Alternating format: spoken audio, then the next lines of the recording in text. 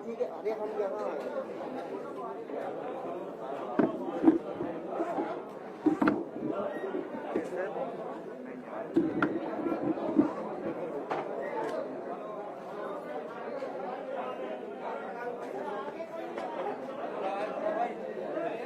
हो रहा है। बनाओ बनाओ सब लाइव है, वहाँ देखो आ रहे हैं ना, लाइव है।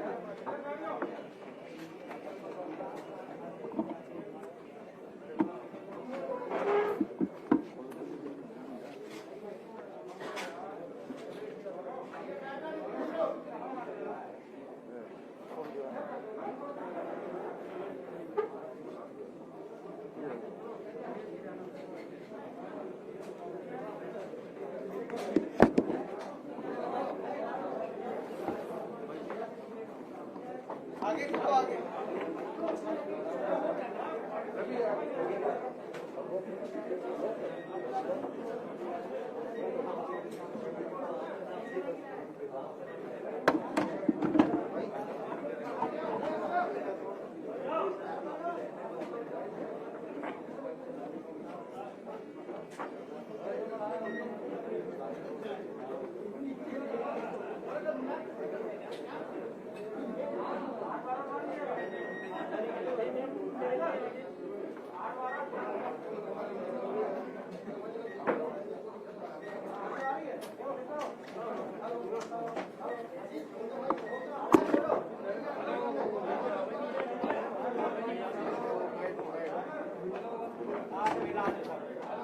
Hello hello hello check check check check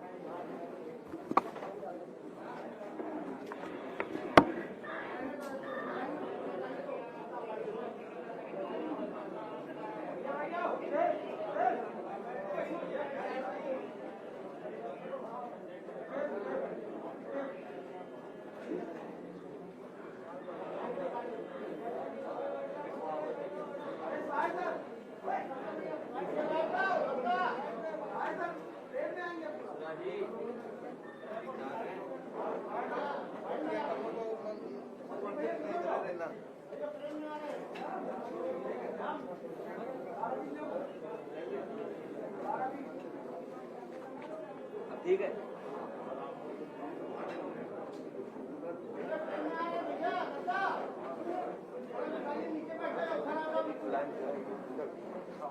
आगे बैठे उठेंगे नहीं।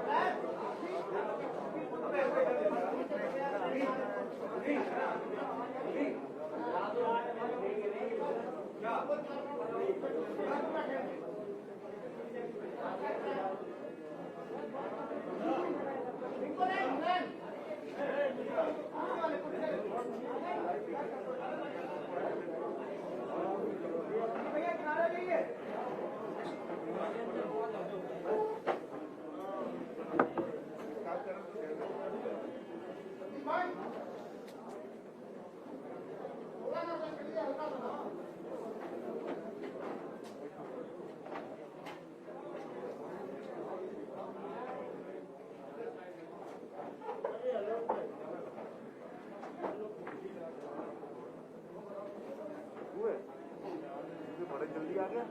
पीछे से डाले थे।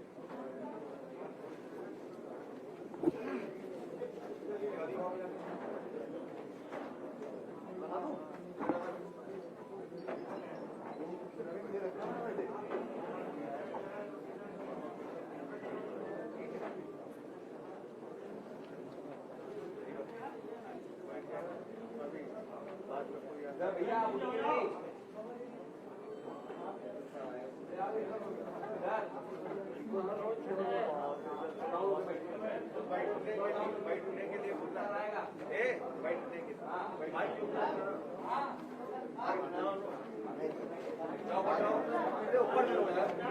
अरे तुम छोड़ो तो ऊपर लो ना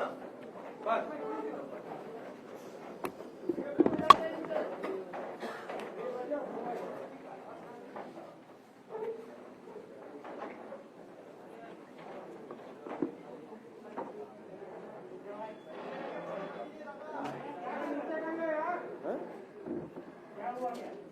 नहीं यार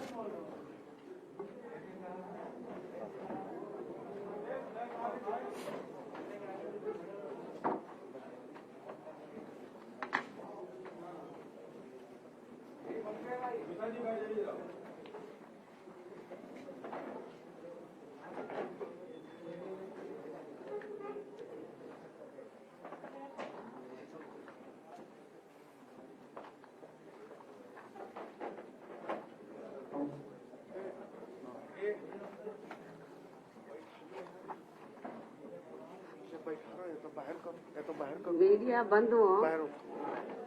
शुक्रिया आपका। यहीं बगल में रहना। मीडिया बंधुओं, जैसा कि आप लोगों को ये विदित है कि आज मेरा खुद का अपना जन्मदिन है और इस मौके पर सबसे पहले मैं अपने शुभ चिंतकों का व विशेषकर बीएसपी के उन लोगों का हार्दिक दिल से आभार प्रकट करती हूँ जो पूरे देश में मेरे जन्मदिन को पिछले वर्ष की तरह इस बार भी कोरोना नियमों का पालन करते हुए तथा अपने महान संतों, गुरुओं व महापुरुषों में भी खासकर महात्मा ज्योतिबा फूले, छत्रपति शाहू जी महाराज, नारायण गुरु, बाबा साहब डॉक्टर भीमराव अंबेडकर एवं मान्यवर श्री कांशीराम जी आदि की मानवतावादी सोच व उनकी मूवमेंट को ध्यान में रखकर जिनके बताए हुए रास्तों पर चलकर ही मैंने उनकी सोच व मूवमेंट को आगे बढ़ाने के लिए अपनी पूरी जिंदगी भी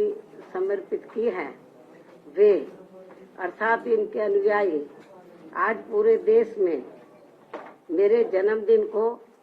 जन कल्याणकारी दिवस के रूप में बहुत ही सादगी व संजीदगी के साथ मना रहे हैं, जिसके तहत चलकर ही मेरे जन्मदिन के मौके पर हर वर्ष बीएसपी के लोग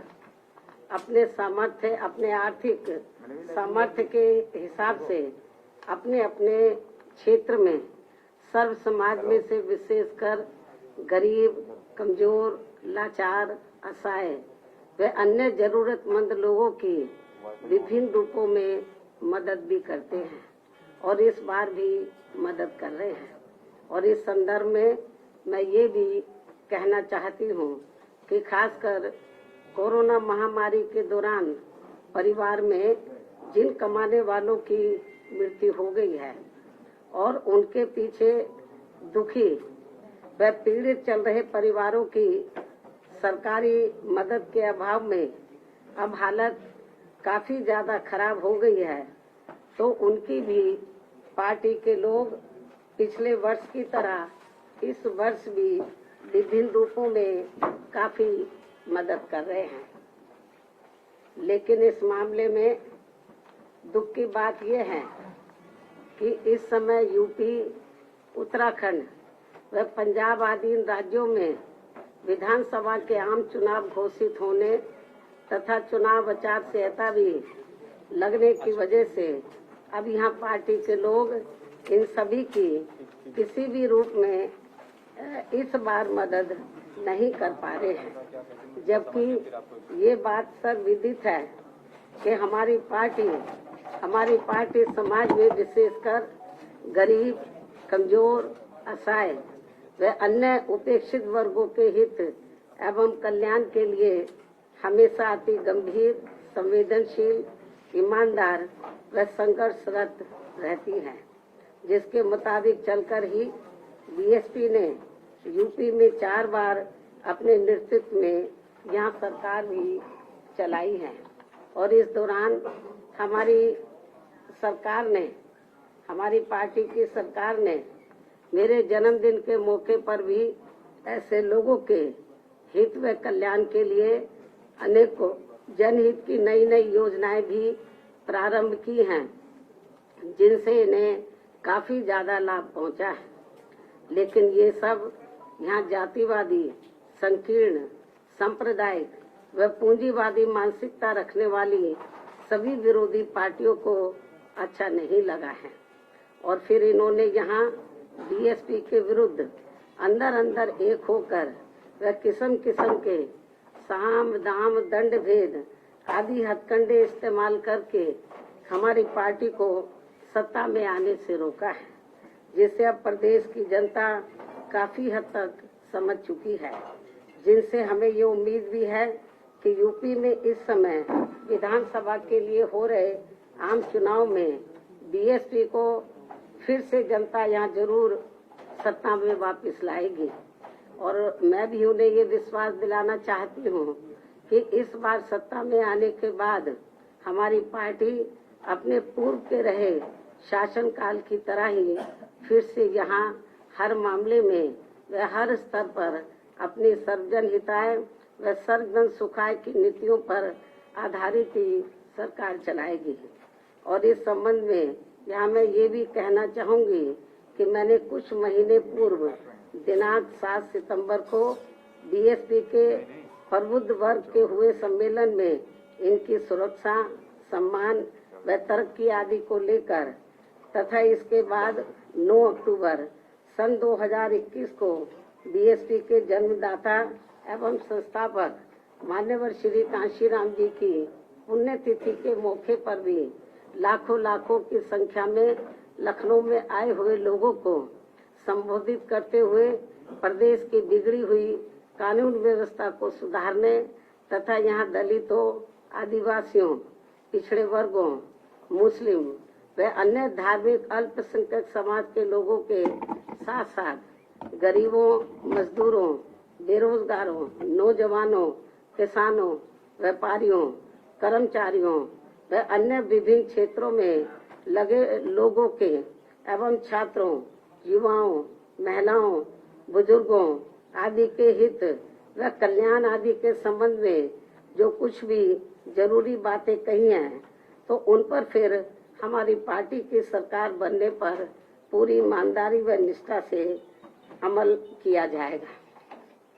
वैसे भी आज देश की असली चिंता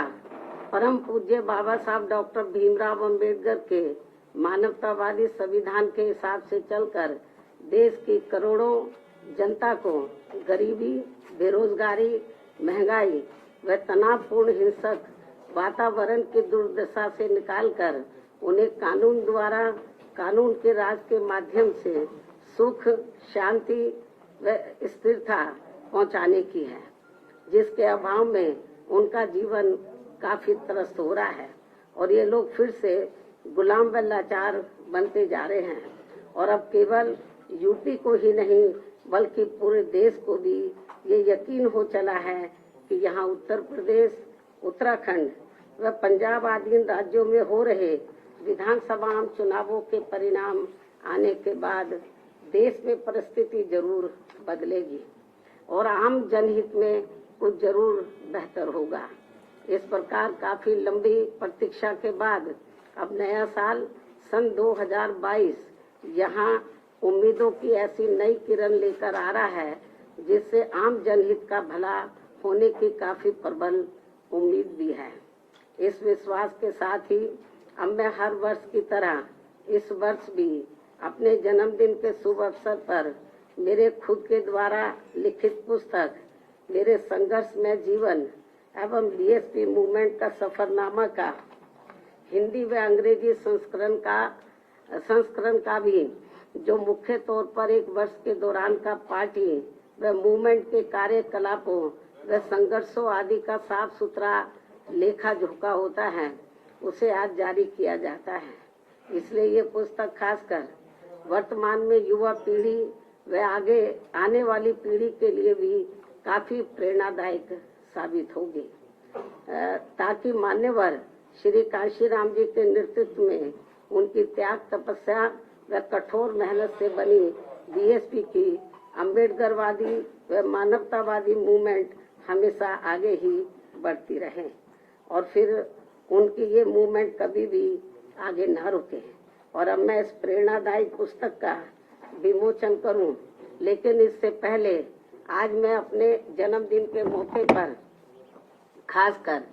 यूपी,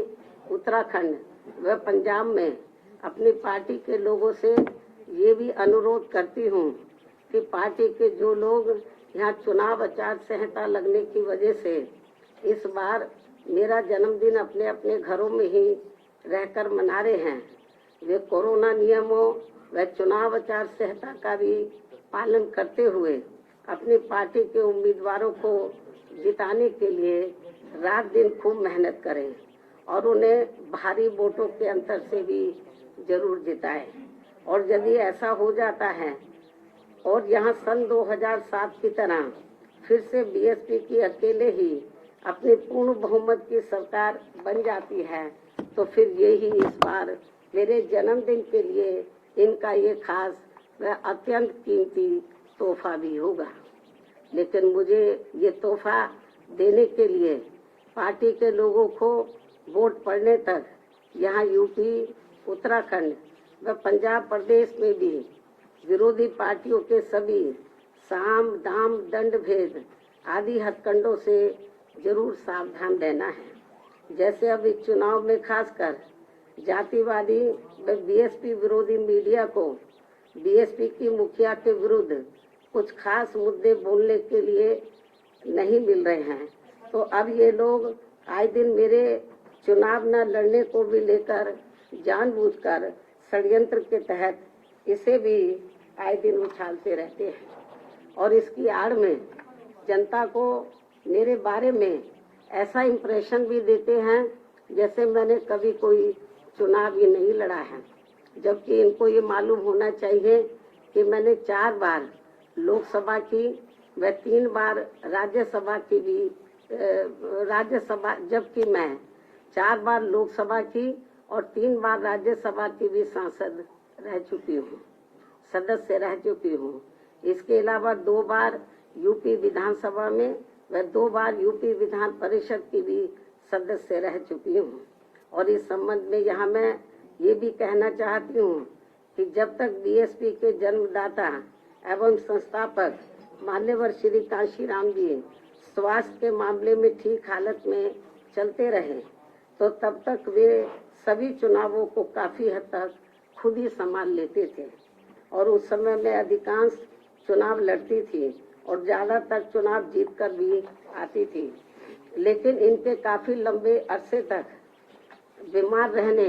व उनके देहांत होने के बाद फिर पार्टी की मेरे कंधों के ऊपर पूरी जिम्मेवारी आ गई।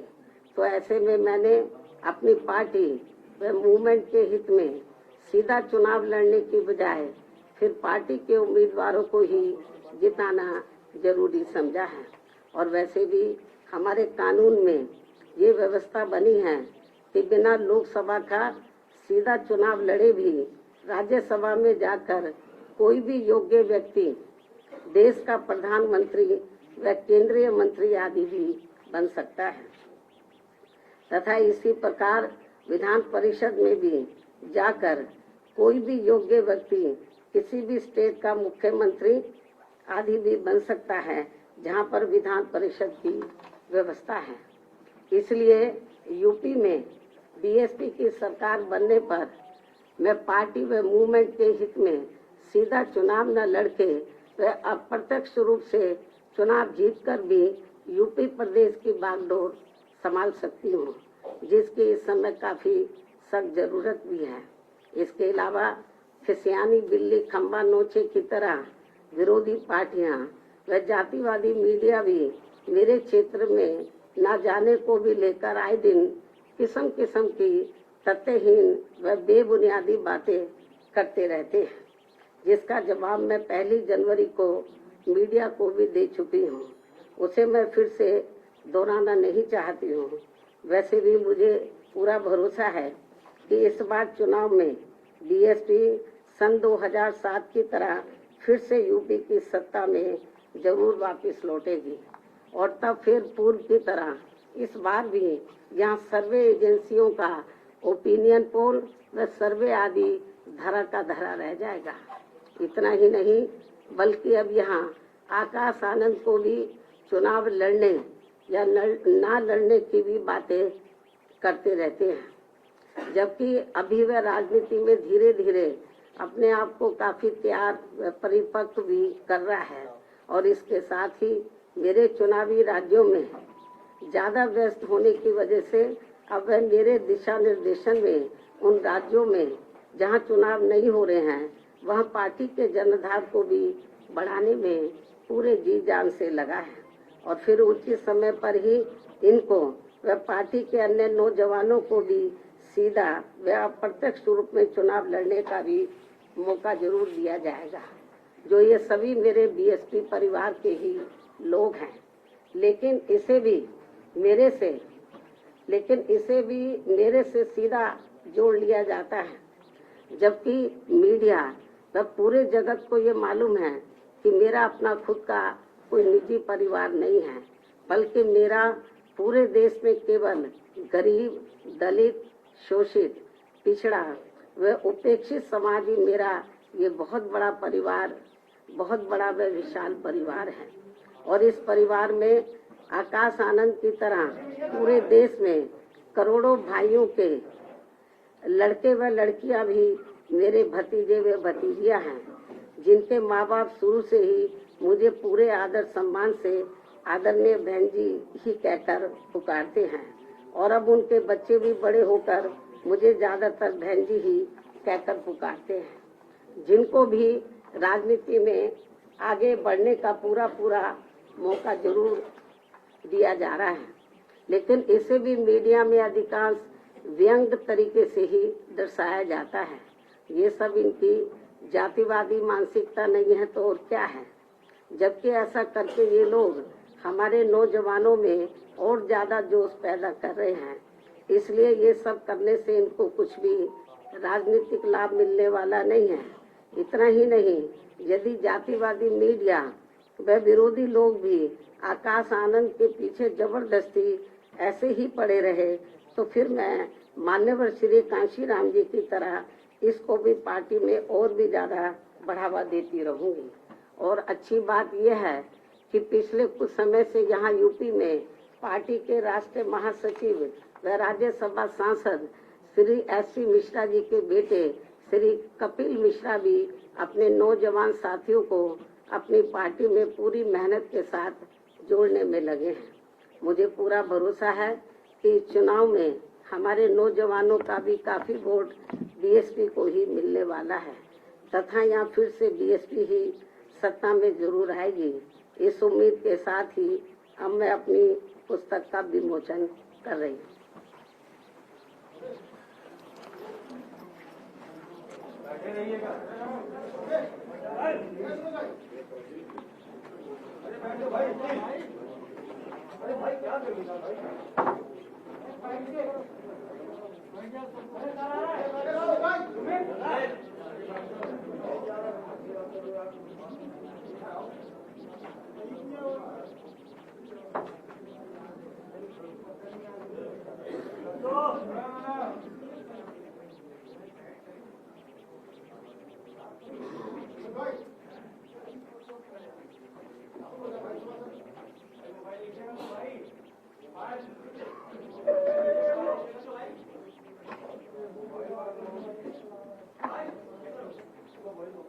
मोबाइल थोड़ा साइड में कर, मोबाइल नीचे कर लो मैं भाई,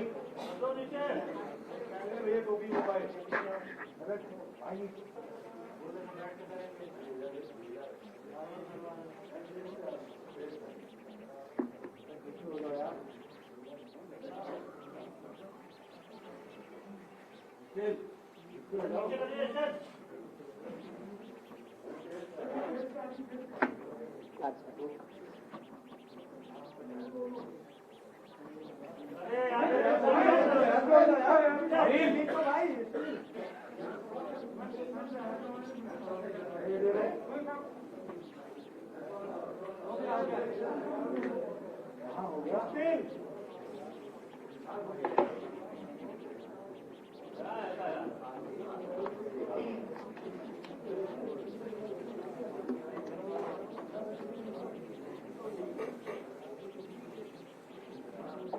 और अब मैं अपनी किताब के विमोचन करने के साथ साथ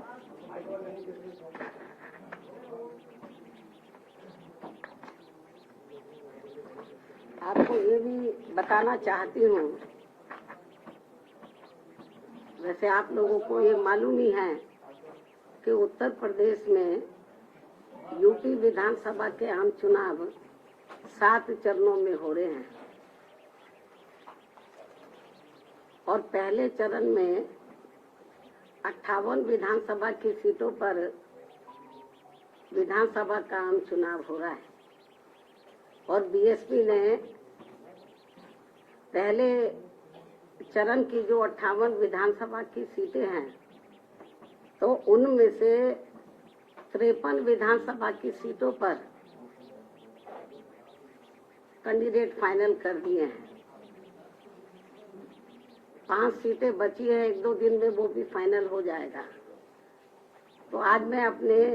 जन्मदिन के शुभ अवसर पर तो बीएसपी की जो उम्मीदवारों की सूची है तो उसको मैं पहले चरण की सूची आज मैं जारी कर रही हूँ। 58 में से 53 विधानसभा की सीटों पर जो ये सूची ये मैं आज जारी कर रही हूँ और इसकी कॉपी आप लोगों को मेरे प्रेस के बाद खत्म होने के बाद इसकी एक प्रति आप लोगों को दे दी जाएगी।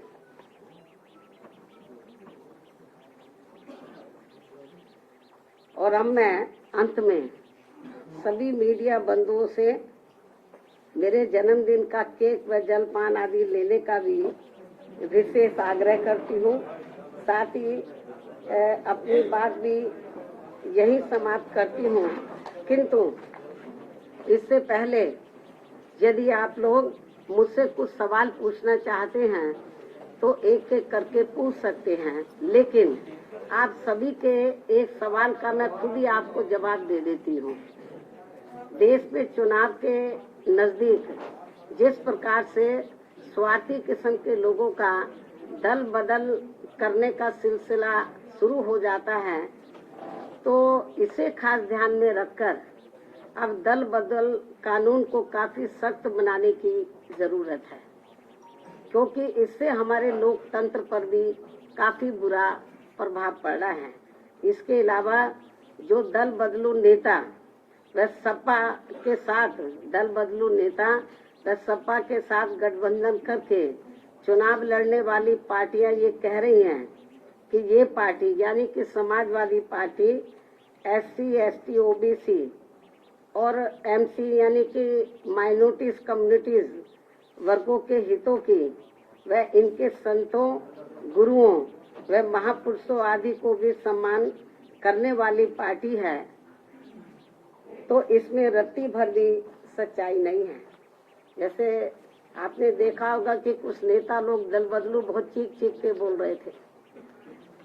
ये समाजवादी पार्टी के साथ साथ अम्बेडकरवादी पार्टी भी है, ये है वो है। आप लोगों ने देखा होगा, मतलब वो चिल्ला चिल्ला के बोल रहे थे। लेकिन जो ये कह रहे थे कि ये party Samajwadi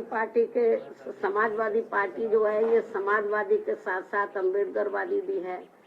SC, ST, OBC और विशेषकर माइनॉरिटीज के हितों की पार्टी है,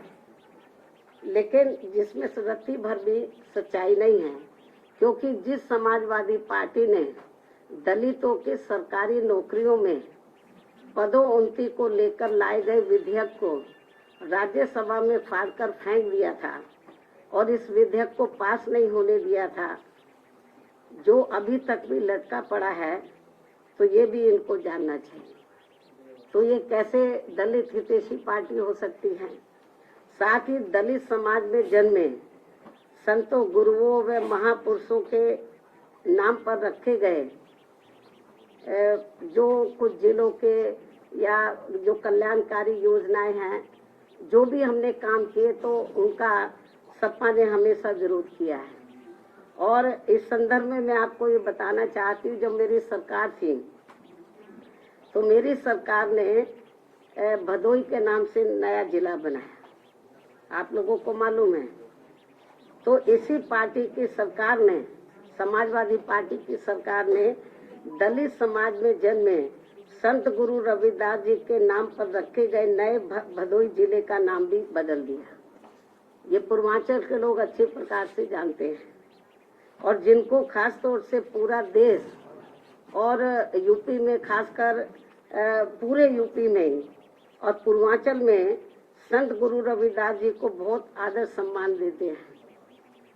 उनकी बहुत कदर करते हैं, उनके बताए हुए रास्ते पर चलते हैं, उनकी वाणियों पर अमल करते हैं।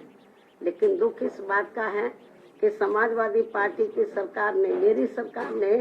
इस भदोई के नाम से जो नया जिला बना, इसका नाम संत गुरु रविदास जी के नाम से रखा। लेकिन ये इतना दलित हितैषी है, इतना आदर सम्मान करता है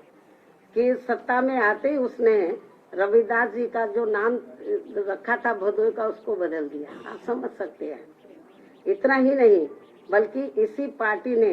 अपने सत्ता में रहते हुए पिछड़े वर्ग में केवल अपने यादव समाज का ही अधिकांश ध्यान रखा है, बाकी पिछड़ी जातियों का नहीं। जबकि बीएसपी ने दलितों के साथ साथ यादव सहित सभी पिछड़ी जातियों का भी बराबर ध्यान रखा है, उनके विकास व उत्थान का। इसी प्रकार इस पार्टी ने अपनी हुकूमत के दौरान खूब दंगे भी कराकर हिंदू मुस्लिम भाईचारे को तोड़ा है। साथ ही चुनाव में भी खासकर मुसलमानों का तो इस पार्टी ने वोट तो जरूर लिया है, लेकिन टिकट व सरकार में भागीदारी देने के मामले में भी अधिकांश इनकी उपेक्षा ही की है। और इस बार भी सपा की जारी की गई पहली सूची में इनकी काफी उपेक्षा की गई है। मुस्लिम समाज की टिकट डिस्ट्रीब्यूशन के मामले में काफी उपेक्षा की गई है, जबकि बीएसपी ने हर चुनाव में खासकर मुस्लिम बाहुल्य क्षेत्रों में मुस्लिम समाज को उचित भागीदारी दी है और सरकार बनने पर इनके जान माल व मजहब की भी पूरी हिफाजत की है। साथ ही इनके विकास व उत्थान का भी विशेष ध्यान रखा है। इसके अलावा हमारी पार्टी की रही सरकार ने दलितों, आदिवासियों, पिछड़े वर्गों, अकलियतों के साथ साथ अपर कास्ट समाज के भी सभी वर्गों के हित व कल्याण का भी पूरा ध्यान रखा है। तो इसलिए तो दल बदलू लोग और खास तौर से जो छोटे छोटे दल जो सपा के साथ गठबंधन करके चुनाव लड़े हैं, तो जो इस किस्म की बातें कर रहे हैं कि सपा दलित हितैषी पार्टी है, ओबीसी की हितैषी पार्टी है, इनके संतों गुरुओं और महापुरुषों का पूरा आदर सम्मान करके इसमें रत्ती भर भी सच्चाई नहीं है। इस सरकार ने जो धार्मिक अल्पसंख्यक समाज में से जो मुस्लिम समाज के लोग हैं, तो उनके ना हितों का ध्यान रखा और ना टिकट बंटवारे के मामले में और ना ही सरकार में भागीदारी देने के मामले में इनके हितों का ध्यान रखा है। तो ये सब आप लोगों को मालूम है। आप ये सवाल पूछते तो मैंने पहले ही टुकड़ों में पूछते, मैंने पूरा इसका जवाब आप लोगों को दे दिया। अब आप पूछिए, एक एक करके पूछो।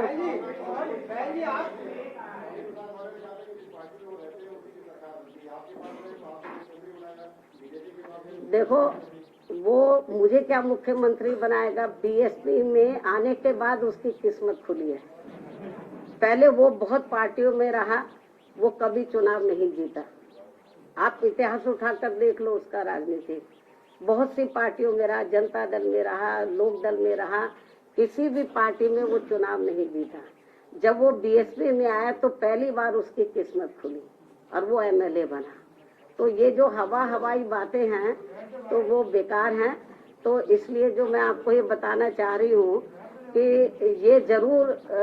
जिस भी पार्टी में जाता, अभी जैसे बीजेपी वाले उसको ढो के चलते रहे 5 साल तक, उसको समझाते रहे भाई हमें सर्व समाज को लेके चलना है, तो लेकिन वो नहीं माना। तो अब आप तो देखो उसकी लैंग्वेज, आप लोगों को मालूम है उनकी लैंग्वेज किस किस्म की है।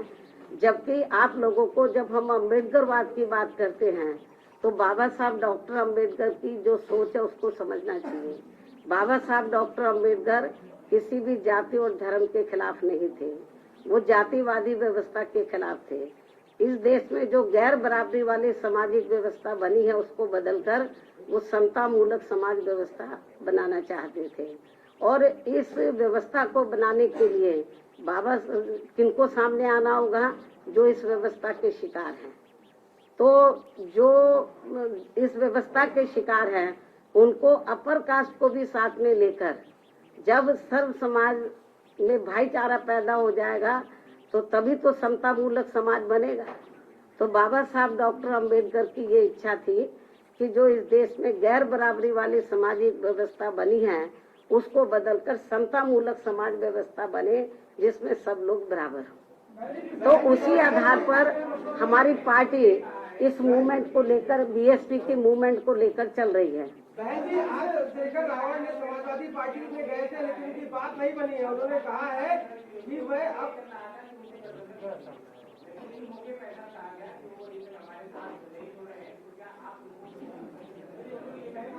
इसका सवाल आप उसी से पूछे। हम किसी भी पार्टी से, तो मैं मीडिया बंधुओं को ये बताना चाह रही हूँ, हमारी पार्टी किसी भी पार्टी के साथ कोई गठबंधन नहीं कर रही है। हमारी पार्टी अकेले अपने बलबूते पर पूरी दमदारी और तैयारी के साथ चुनाव लड़ रही है। हमारा गठबंधन किसी पार्टी से नहीं, हमारा गठबंधन सर्व समाज में भाईचारा पैदा करके ये गठबंधन चल रहा है। और हमें पूरा भरोसा है कि इस गठबंधन के आधार पर इस बार हमारी पार्टी को एब्सोल्यूट मेजॉरिटी जरूर मिलेगी। धन्यवाद।